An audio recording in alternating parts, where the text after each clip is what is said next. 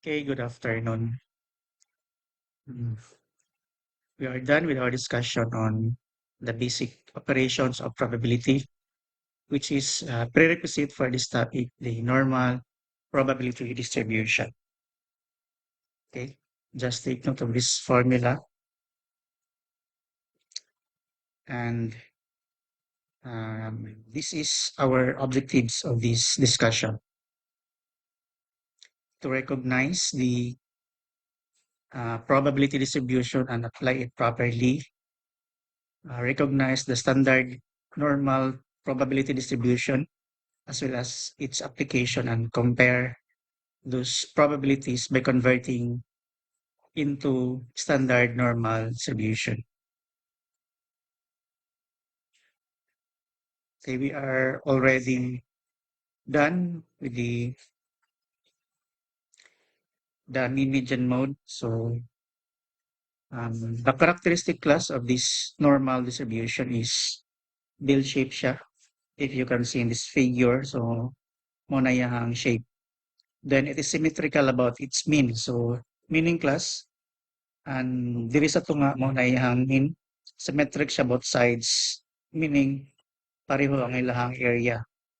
Okay, with respect to the area of that shape. Then the mean, median, mode are equal, meaning if normal ang isa ka data, so ang mean, median, of mode niya is pareho ra. So they are equal. Your knowledge about the mean and the standard deviation is necessary in this topic. And the total area of this distribution class is 1. Okay, ang total area na niya is 1.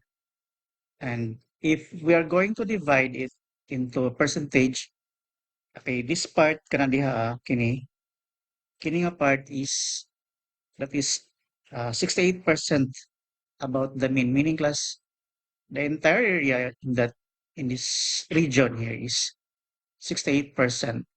And pag diri na, that is two standard deviation from the mean, that is 98%. And if the three standard deviation from the mean is 99.7%. By the way, kung na siyang um, express kay di man gyapon ni. Anyway, magamit ito na later pag mag-convert na ta sa normal distribution. Okay, how to convert? Okay, morning formula denoted by z. Okay, z equals x for some value of x minus the mu, which is your mean, all over the standard deviation. Okay? Ang x diya is any value of interest. The mu is the mean of the distribution, while the standard deviation is the standard deviation of the distribution. Okay? So for some example, suppose that x is 87. So for example, x is 87. So solve natin siya using the easy formula. So 87, then given that our mean of the distribution is 72, given niya po na sa class, no? 72. Then the standard deviation of the distribution is 15, given na siya. So all over 15. So that is 1.0. It means that the value of the 87 is one standard deviation above the mean. If we're going to look from this figure, so moto diri class, this is the one standard deviation above the mean. Above man siya class, so positive, you will take the positive value. Pag below the mean siya, pag negative, below the mean, kaya ang mean is na siya sa center. Okay, another example. Okay, z, kopyahon lang ako ang formula ha. For this value of x minus mu, the mean over the standard deviation. Okay, so we have know that the ganitong mean. Okay, the mean is 72 and the standard deviation is 15. So for example, class, given that x is 59, mo lang na siyang i-substitute with this formula. 59 minus 72 over 15. So the answer is negative, no? Negative siya 86 or negative 0.87. Ibig sabihin na is ang kining 59 is 0.87% below the mean. Below the mean siya kay negative man. Okay. Kagatong lang taon tong figure kay na kay na siya dire. Below the mean, mga negative. Okay, now we are going to compute those probabilities using the normal table. Okay. Example, let x be normally distributed random variable with mean. Okay. Given ang mean that is 2.74 and standard deviation of 0.85. Then find the following probabilities using the standard normal distribution table. Okay, mo ni ang table plus standard normal distribution table. May positive ani na ako negative. Okay. Sige, for example, okay, find the probability of x less than 4.79.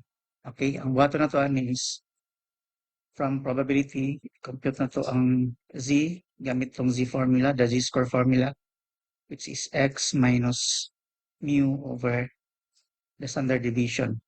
Okay, we know that the mean is 2.74 and the standard deviation is 0.85. So, ano na siya, 4.79 minus 2.74 over 0.85. Okay, the answer is 2.41. So to find that 2.41 from this table, para makita na to ang value, okay, yan yun na siya guys. So the first, the column here is kanang one decimal place. So how to write 2.41 is 2.4 and 0.01. So total ana is 2.41. Okay, kining 2.4, pangitaon mo na diri nga column. Okay, dili mo ni ang 2.4 and the second decimal is kini 0.1. Then intersect nimo ilang intersection is 0.99202. Thus, okay, the probability of x less than 4.79 is okay, from x to z. Kaya nagamit naman tag z. Okay, then the value from the table is 0.9920. Actually, napan na ito diha. Okay.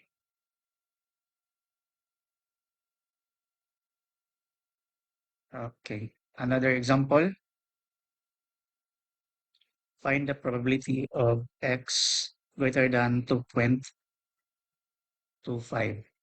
So again, class is use the formulas, the z-score formula, x minus mu over standard deviation. Okay, ang pinalagay itong mean, the mean is 2.74 and the standard deviation is 0.85. Okay, so this is 2.25 minus 2.74 over 0.85. Okay, then the answer is negative. Okay, negative 0.58. Okay, to write that one, that is negative 0.5 and 0.08. Okay, so that is negative 0.58. Meaning, kini nga column diri is pangitaw niya mong 0.5.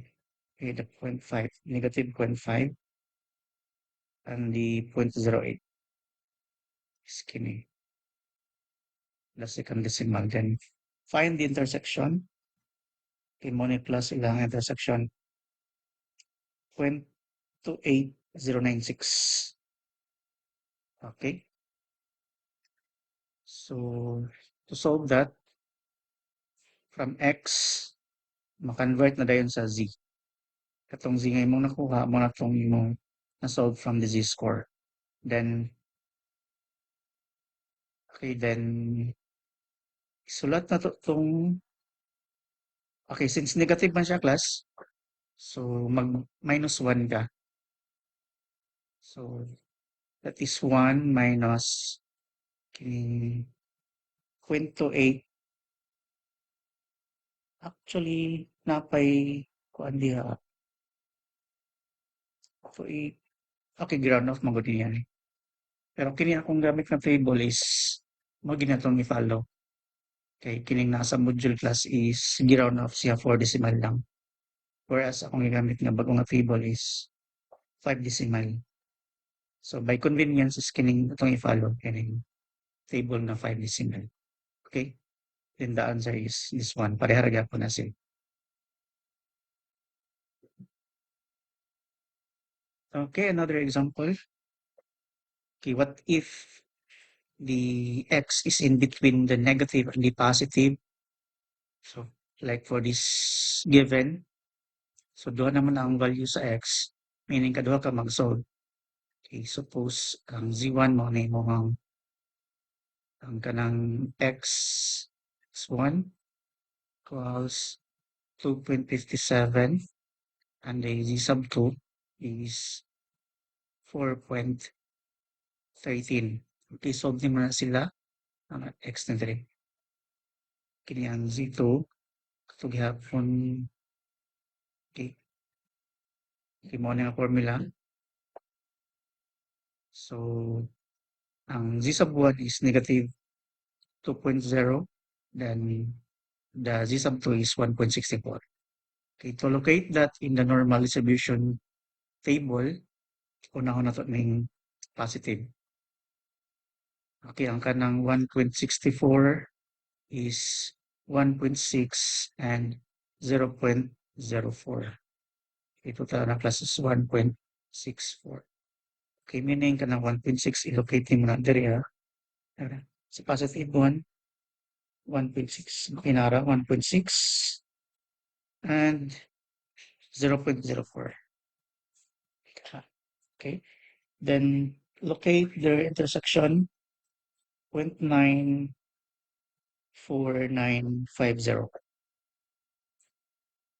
Okay, and for the z sub 1 is negative 2.0, that is okay, negative 0.2 or 0.00.